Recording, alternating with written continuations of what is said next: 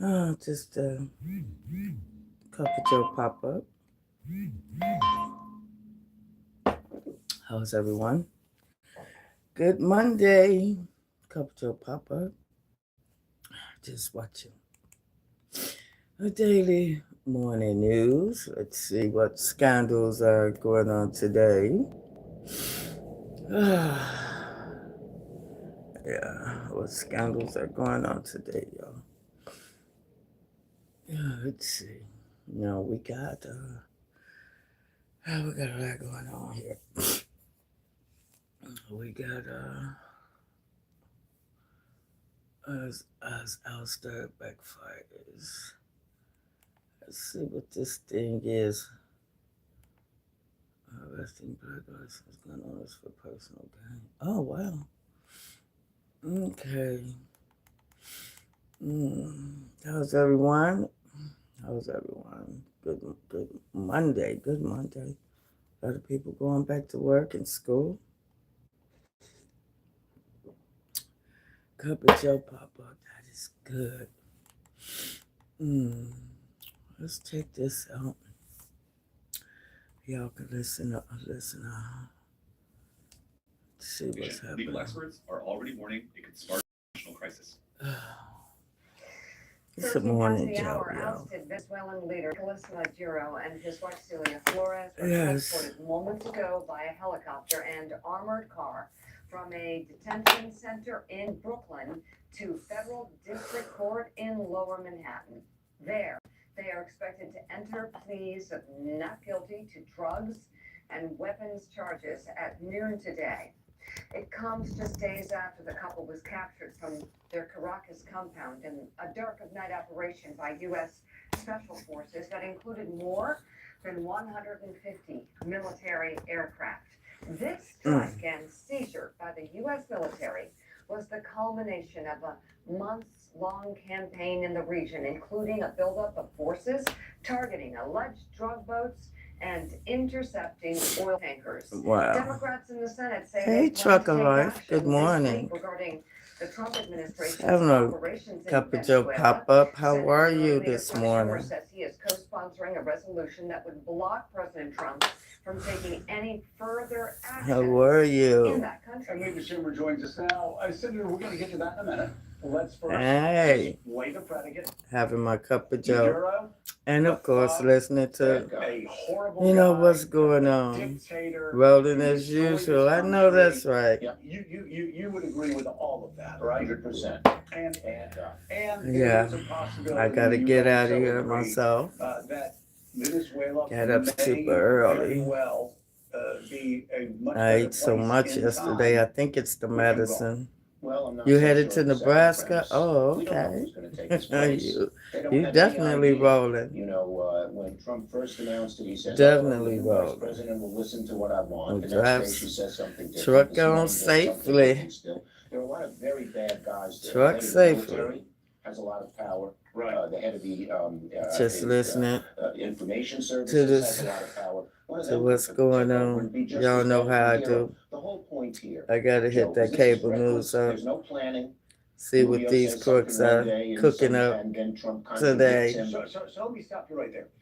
If The they, weekend in was fact, wild. had done what Marco Rubio You said got they were invasions. doing, which sounds like what Bush 41 did in Panama, that would be one thing. But what the president keeps saying is, quote, we're going to run everything there.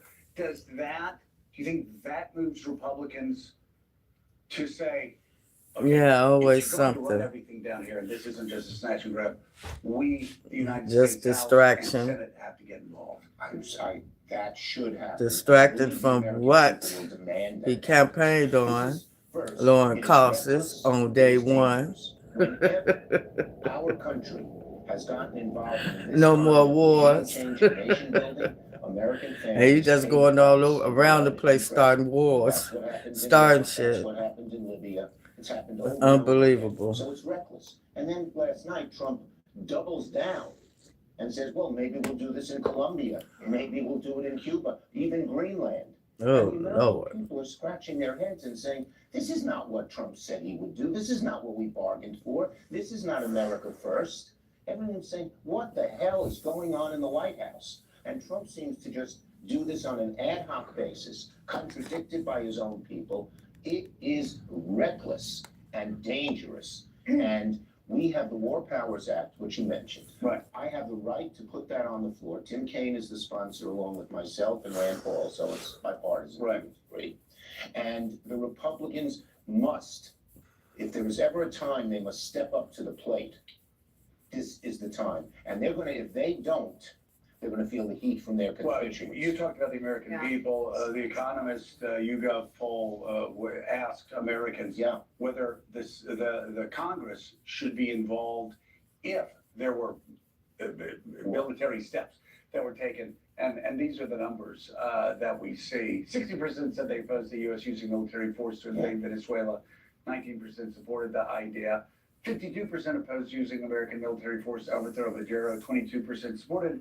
And for your purposes, 74% of Americans said President Trump should first seek Good congressional Monday. approval. If to we use can have force in one Venezuela. today. Only 11% said he didn't need to. So Good you look at those Monday. numbers. That's why I ask Republicans God willing. who have started to be a bit more expressive on the filibuster, right. on the blue slips, on some of these important procedural issues, have actually started to say, we're the Article 1 branch. You Will do. they do it here with numbers like this? Well, look, we're gonna push him as hard as we can, and we're gonna make this point, and you know, we can bring this resolution up again, but I'll tell you another poll question, which would do even better. Mhm. Should the president and the Congress be focusing on lowering the costs I have to pay for my groceries, Good for car Monday. repair, for a new home, instead of this kind of adventurism?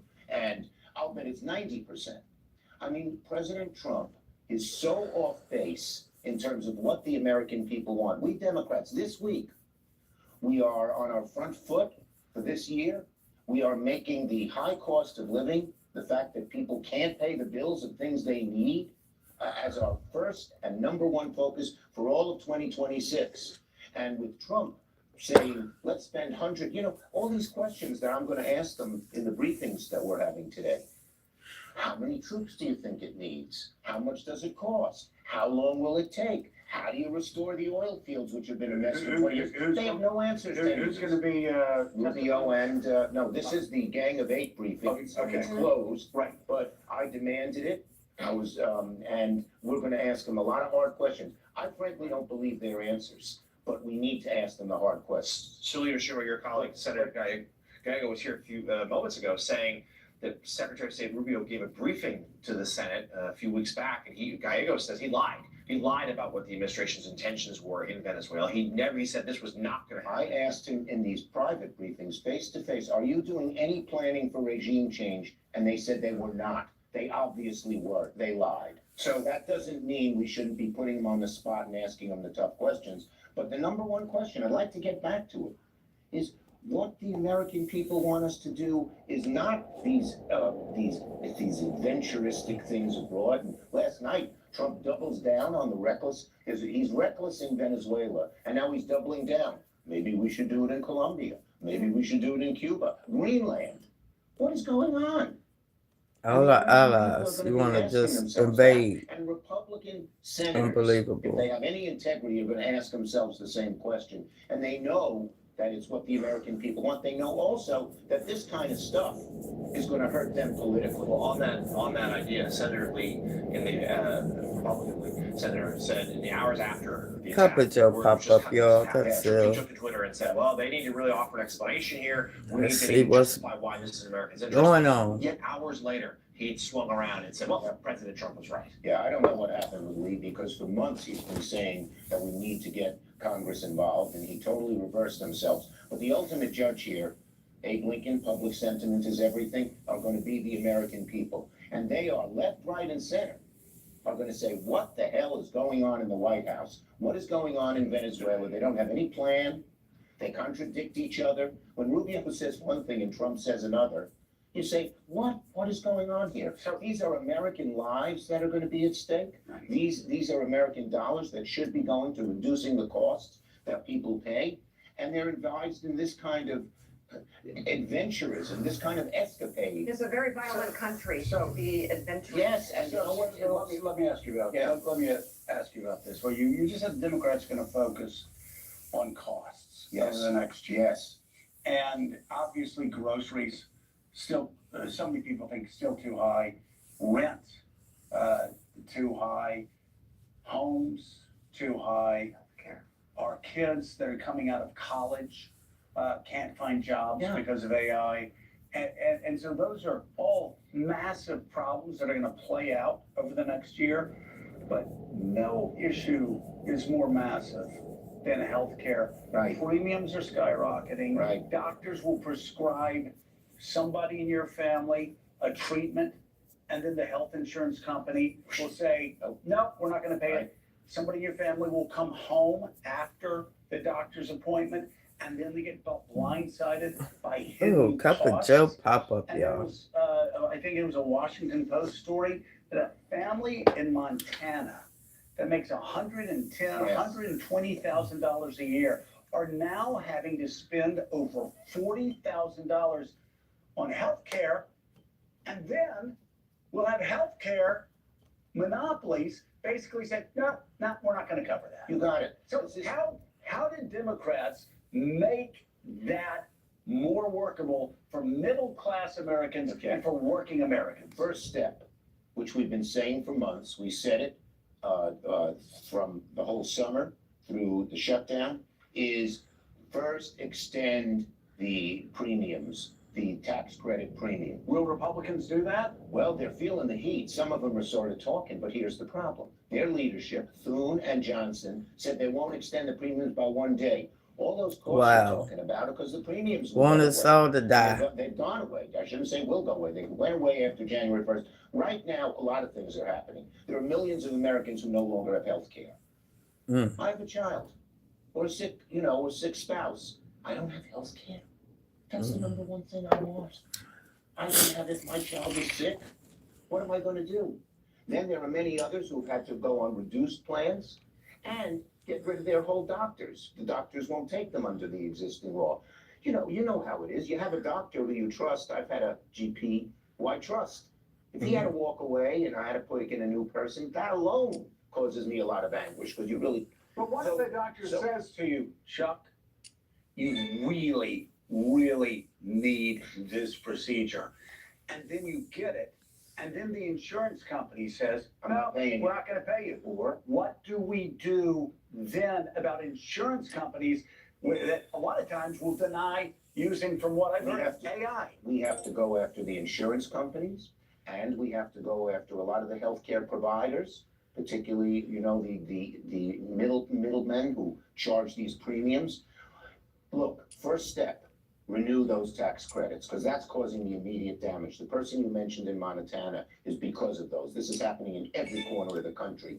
A couple who makes $85,000, who's 55 years old, their premium's about $22,000 a year. So I just spoke to somebody the other day, and they said to me, I have to decide whether to stop putting away from my retirement to keep my healthcare system.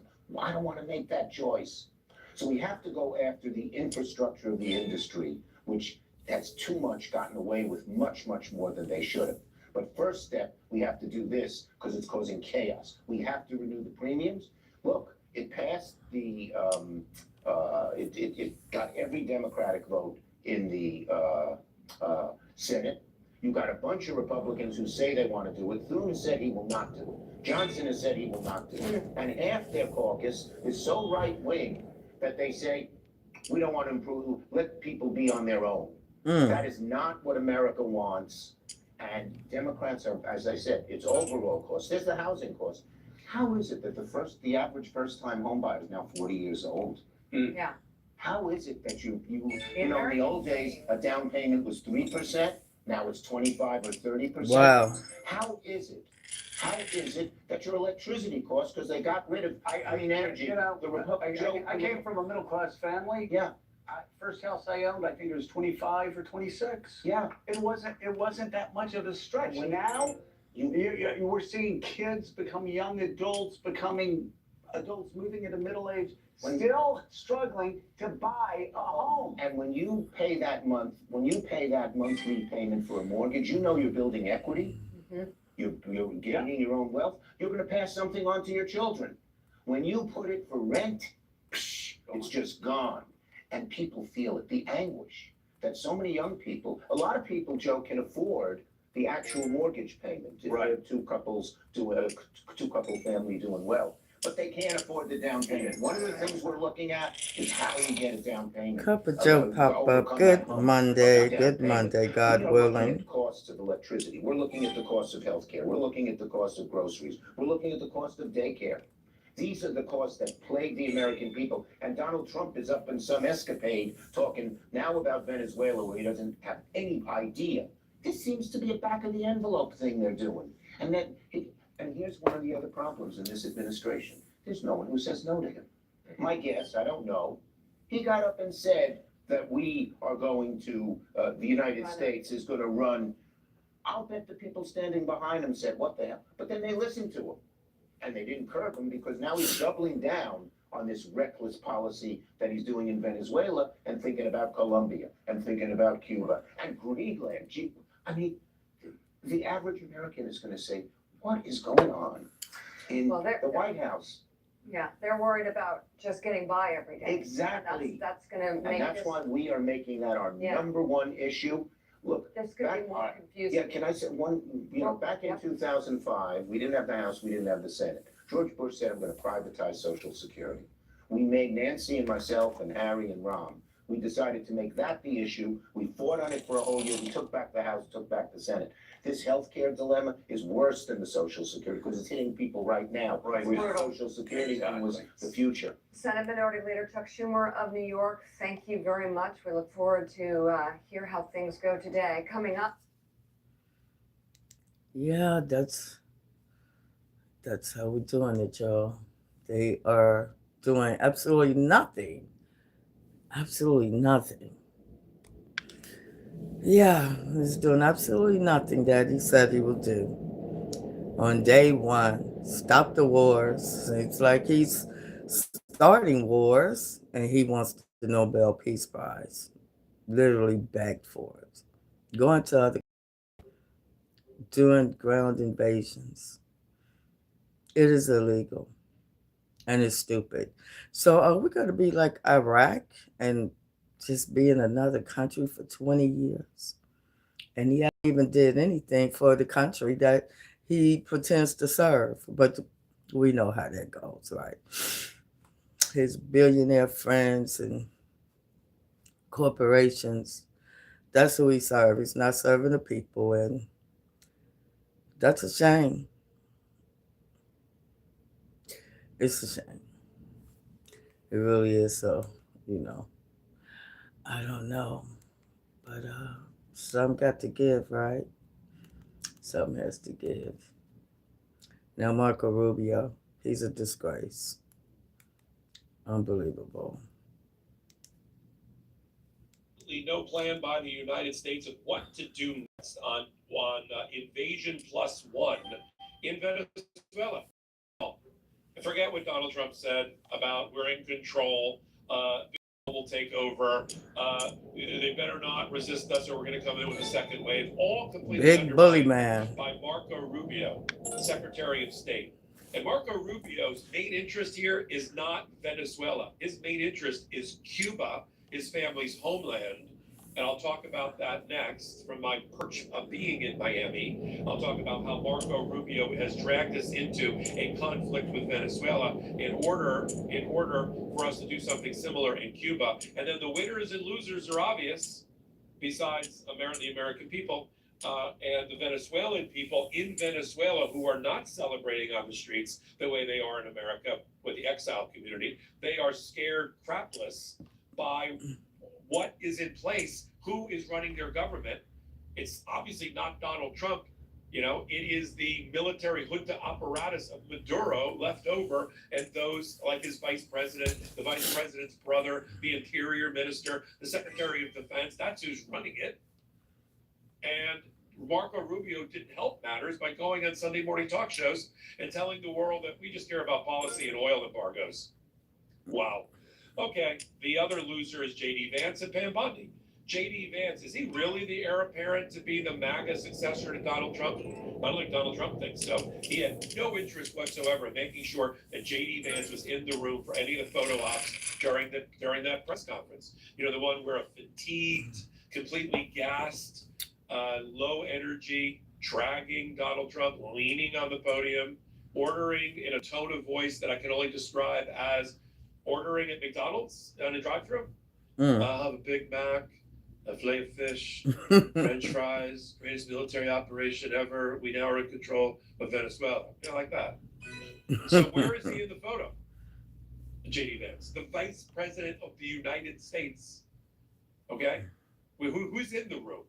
John Ratcliffe, CIA director. Makes sense. CIA is leading this operation, as they do most coups that have had regime changes over the last 75 to 100 years that we've been involved with.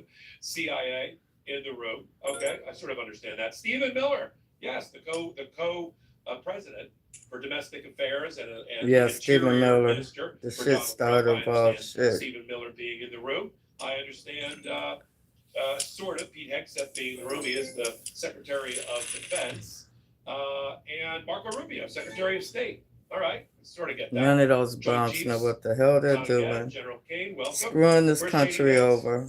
Where's Robbing Pam it Bondi dry. after they told the world that this is not a military operation? And us This is a law enforcement people have to pay operation for all to the aid shit the they're ability of the stealing. Department of Justice to prosecute Maduro. Taxpayers. And Maduro's being arraigned later today. I'm going to get some live reporting from Adam Glassfeld of All Rise News, who's going to the arraignment. I'll try to get him outside the courtroom. It'll be cold, and he'll get his reports here on Legal AF for you. And but I want to play some clips just to show you from what the poetry of the press conference with Donald Trump and the prose the following day, completely undermining everything Donald Trump said. But there's also another ramification here: the real world impact on people in Venezuela, not the ones that are in, you know, the areas of South Florida that I'm in, you know, like in Doral and in Weston and in Kendall. They're all excited. Sure, they're here. I'm talking about the ones there, you know, in the homeland that are having a rough go of it, especially with a Secretary of State who is undermining their national security.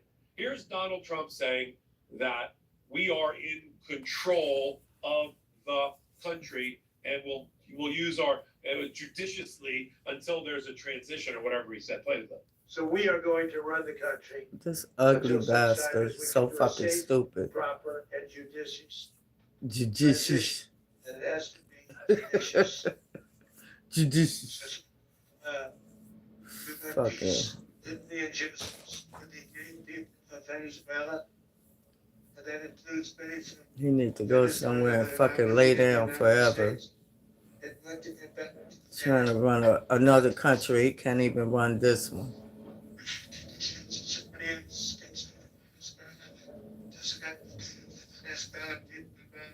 Let's compare that with Marco Rubio debating this issue out with George Stephanopoulos on ABC News, where he effectively says, I took my notes here, he effectively says, we'll be running oil policy, embargoes, we're going to try to change policy, but I wouldn't say we're in control, which leads Stephanopoulos to have to ask a follow-up question about who's in control. Let's play that clip. So is the United States running Venezuela right now? Marco. Well, I've explained once again, I'll do it one more time. What we are running is the direction that this is going to move moving forward. And that is, we have leverage. This leverage we are using and we intend to use. We started using already. You can see where they are running out of storage. Yeah, you using the leverage for what? Oil, unless they make changes. And that leverage that we have with the armada of boats that are currently positioned allow us to seize any sanctioned boats coming into or out of Venezuela, loaded with oil or on its way in to pick up oil, and we can pick and choose which ones we go after. We have court orders for each one. That will continue to be in place until the people who have control over Gave the you a leverage and fucking power in court that order country make to changes take that another Better country's interest of the shit. people of Venezuela That's not that are even in your interest of the United territory. States and the things that we care about. That's what we. The president was asked The yesterday. legal authority is the court orders that we have. When the president was asked yesterday who'll be running Venezuela, he said it was you, he said it was the defense secretary, he said it was the chairman of the Joint Chiefs of Staff. Are you running Venezuela right now? Go ahead, Marco. Jordan, I explain again that the leverage that we have here is the leverage of. Motherfucker can't even answer that Department of question. War Ooh, operations, Jesus. conducting in some cases law enforcement functions with the Coast Guard on the seizure of these boats. I'm obviously very intricately involved in these policies. Fucking And by the word way, very salad. Intricately involved in moving forward, and what we hope to see some of these changes being addressed. Now, right away in the press conference, Donald Trump bragged early on not about a legal law enforcement operation, not about regime change, not about drug trafficking, and there's no fentanyl that comes out of Venezuela, by the way. That's coke, primarily. So, or the coke trade, okay, which very few people overdose on coke, by the way. I don't know the exact statistics. Fentanyl, different story. Heroin, oh yeah. Coke, not so much. Anyway, he says in the very beginning of this press conference, it's all about oil. Big oil oil companies in the U.S. are ready to go in. Remember that phrase? Let's Trying to sell another Everyone country's knows the oil. business in Venezuela Fucking has been dog. a total bust for a long period of time. They were pumping almost nothing by comparison to what they could have been pumping. They and could what have been taken pumping. place. Fucking We're idiot. going to have our very large United States oil companies, the biggest anywhere in the world, go in, spend billions of dollars, fix the badly broken infrastructure, the I oil wonder who writes infrastructure, that shit down and for start him. making money for the country. Start making money for the country. What country, bitch? The country of your fucking corporations, corporates, the big oil companies. What does the fucking Americans really get out of that? Not a damn thing. It's just screwing them all over. Your own constituents. Damn shame. Damn shame. Oh, welcome to my pop-up, Cup of Joe pop-up. Just watching the news, seeing what's going on. How you people doing this morning? I hope all is blessed. I hope all is blessed.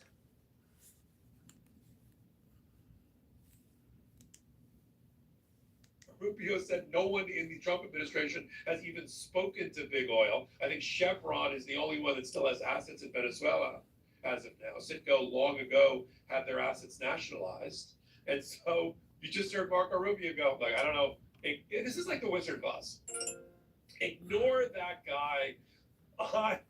Ignore that guy in the back. I am the great and powerful Oz, as Marco Rubio tries to clean up after Donald Trump. The president used the word oil 20 times in his press conference. You talked about these tremendous oil assets that Venezuela has. But the president's last envoy to Venezuela, Elliot Abrams, is publicly arguing that you know better than the policy you're backing. He said, quote, Venezuelan plutocrats or U.S. oil executives seem to be coming to Mar-a-Lago and whispering about how easy life would be if we just made a deal with the regime once Maduro was gone. Is that what happened here? No, that's not what happened here. What No. happened is that we arrested Yeah. who's now going to stand trial Fucking in the liars. United States for the crimes he's committed against our people for 15 years. And the person who helped him, of course, his wife, who was co-located with him, so she was arrested as well. That's what happened here. As far as oil, look, oil is critical, not just to fueling economies all over the world. It's critical to Venezuela's future. Their oil industry is completely Oh, you destroyed. bitches go and It's invade destroyed all the Venezuela fields to help that them used to with their produce so fucking much wealth country. for their country and their Their people. own Those things oil, are correct. on their Investments own need to be soil. invested in. It's Fucking obvious. lying They bitch do not ass have the capability fucking to bring up criminals. that industry again. They need Fucking investors take care of this from damn companies who country. are only going to invest under certain guarantees and conditions.